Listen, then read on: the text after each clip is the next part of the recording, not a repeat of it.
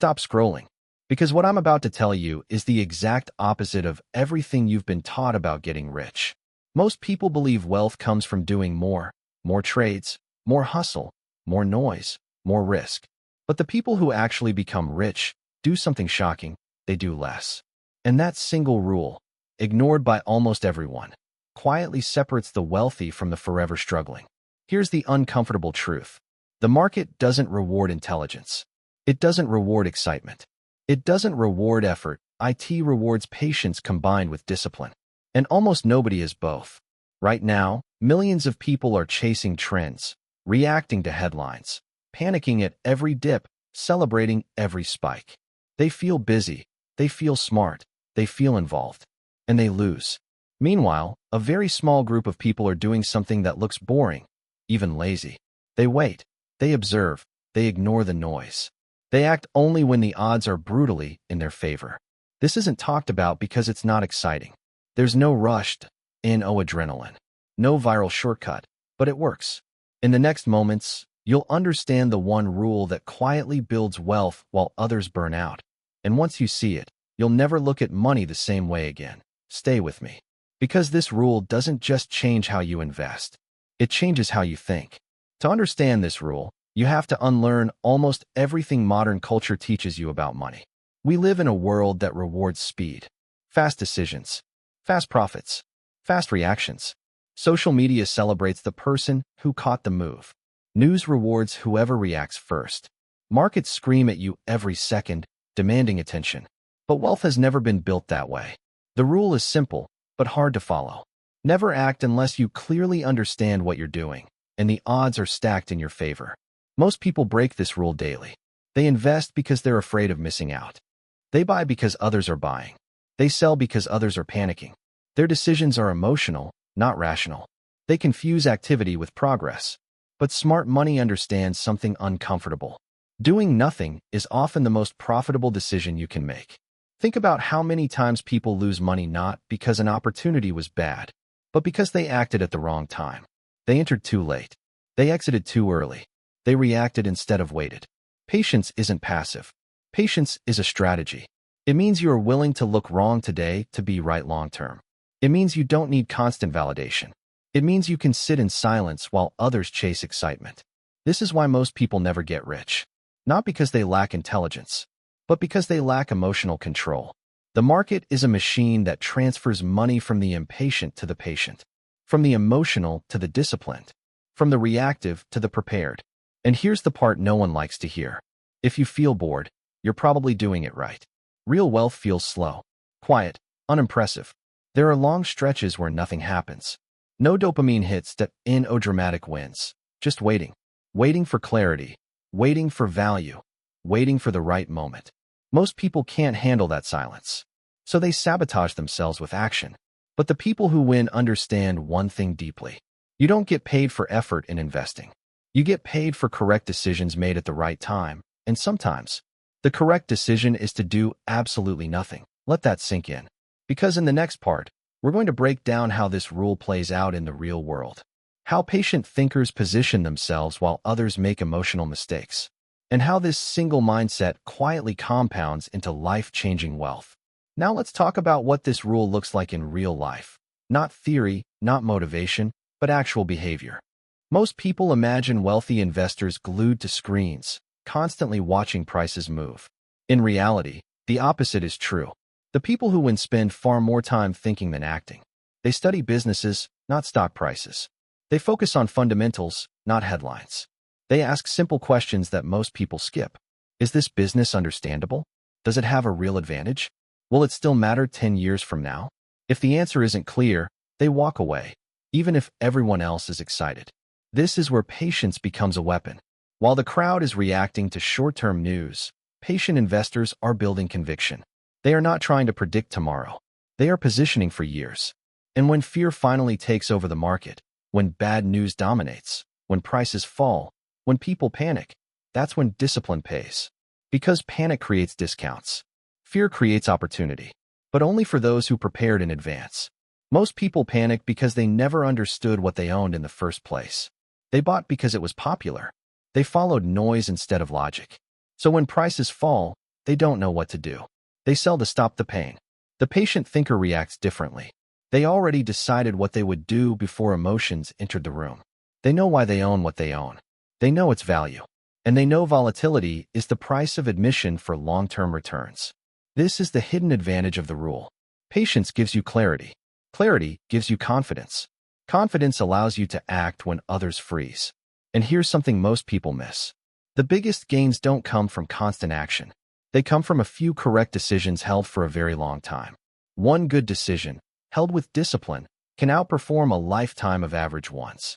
This is why wealthy people don't talk much about their strategy. It sounds too simple, too boring, too slow. But simple doesn't mean easy. It requires the ability to sit with uncertainty, to look wrong temporarily, to ignore opinions, to trust your process more than public approval, and that's rare. In the next part, we'll go deeper into the psychological traps that destroy wealth, the exact mental mistakes that pull people away from this rule, and how avoiding them is often more important than finding the next opportunity. To follow this rule, you don't need more information. You need fewer mental mistakes. Because most people don't lose money because they chose the wrong opportunity. They lose because their own psychology turns against them. The first trap is impatience. Impatience whispers that something must happen now. That waiting means missing out. That silence equals failure. So people force decisions. They enter too early. They exit too soon. They chase movement instead of value. Impatience turns time, the greatest advantage, into the enemy. The second trap is overconfidence. After a few wins, people start believing they're special. They think they've figured it out. They increase risk. They ignore warning signs. But markets have a way of humbling certainty. True discipline means respecting uncertainty, knowing that even the best decision can take time, knowing that being right doesn't mean being right immediately. The third trap is fear of looking wrong. This one is powerful. People would rather lose money than look foolish. They hold bad decisions to protect their ego. They refuse to change their mind when new information appears. But wealth doesn't care about pride. The rule demands emotional flexibility, the ability to admit, I was wrong, without drama, the ability to detach identity from decisions. Then there's noise addiction, constant updates, breaking news, opinions everywhere. The more noise you consume, the harder it becomes to think clearly. Your mind stays reactive. Your decisions become rushed. Smart thinkers protect their attention fiercely. They limit inputs.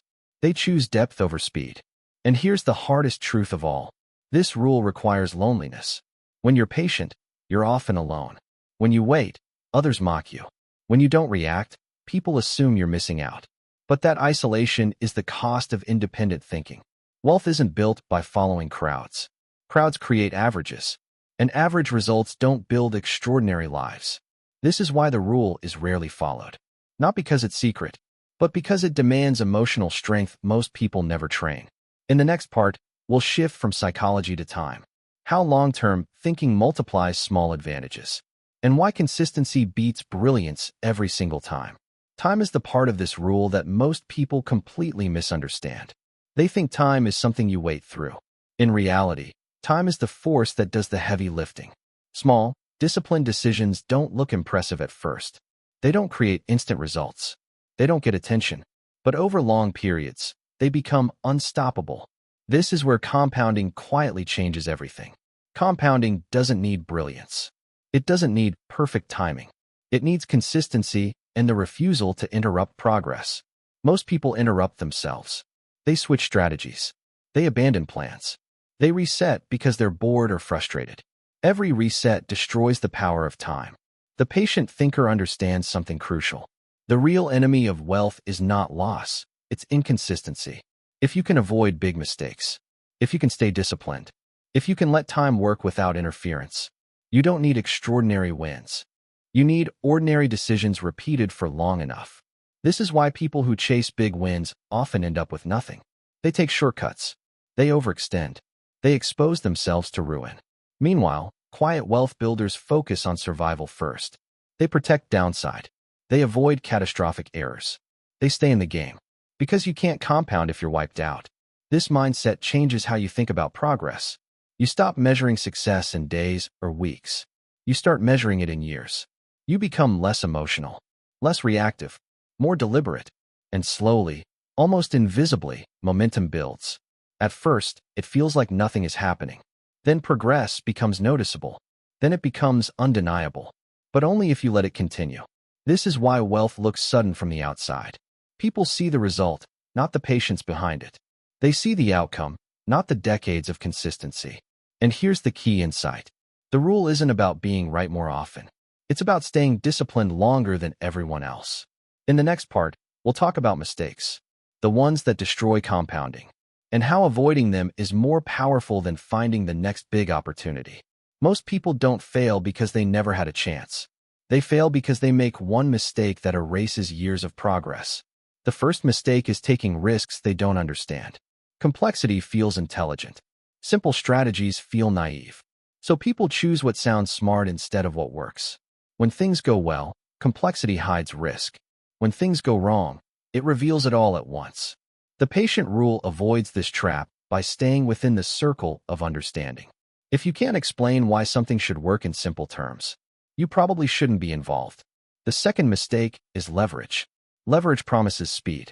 It magnifies gains and quietly multiplies errors. One wrong move, one unexpected event, and years of discipline disappear. People underestimate how often the unexpected happens. The rule favors survival over excitement, because survival keeps time on your side. The third mistake is chasing validation. People want to be seen as smart. They want to tell stories about bold moves. They want approval. But validation pushes people into crowded trades, late entries, and emotional exits. Quiet discipline doesn't need applause. Then there's the mistake of ignoring downside. Many focus only on upside potential, how much they could gain, how fast it could grow. They rarely ask the more important question: what could permanently damage me? Avoiding permanent damage matters more than maximizing short-term gains. This is why the rule feels conservative, but produces aggressive long-term results. Because avoiding ruin gives compounding room to breathe. And here's the most subtle mistake of all: abandoning the rule during stress. When markets are calm, discipline feels easy. When uncertainty rises, emotions take over.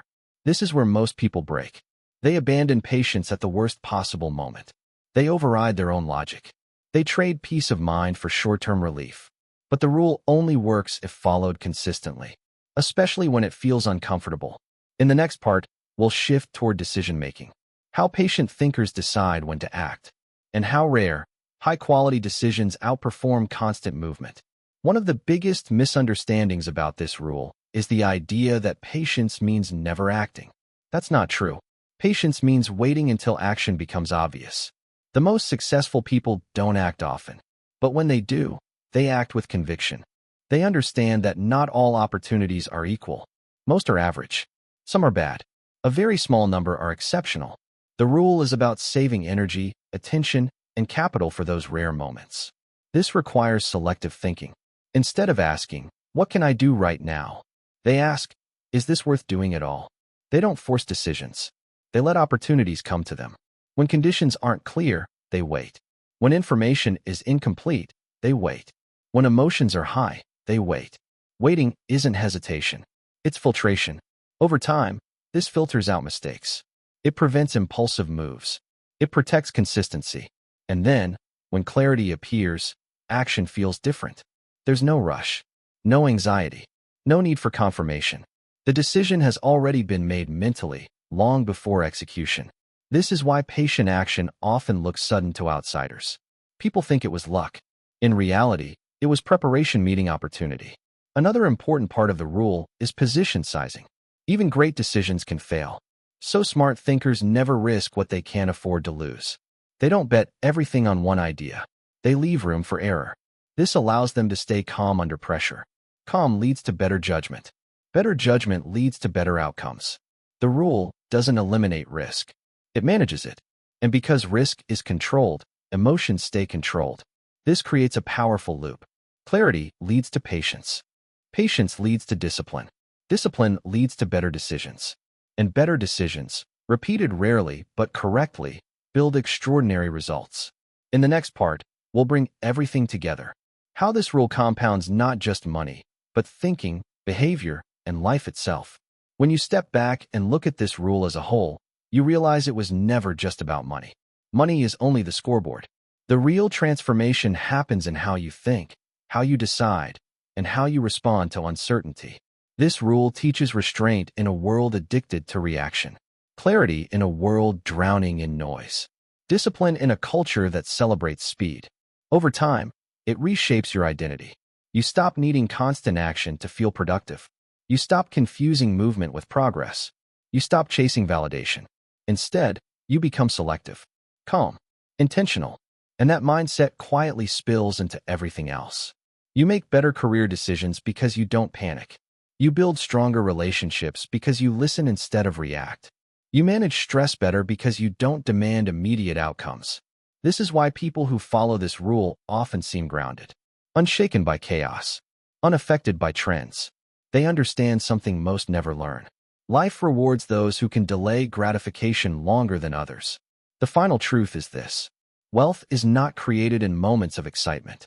It's created in long periods of discipline that no one applauds.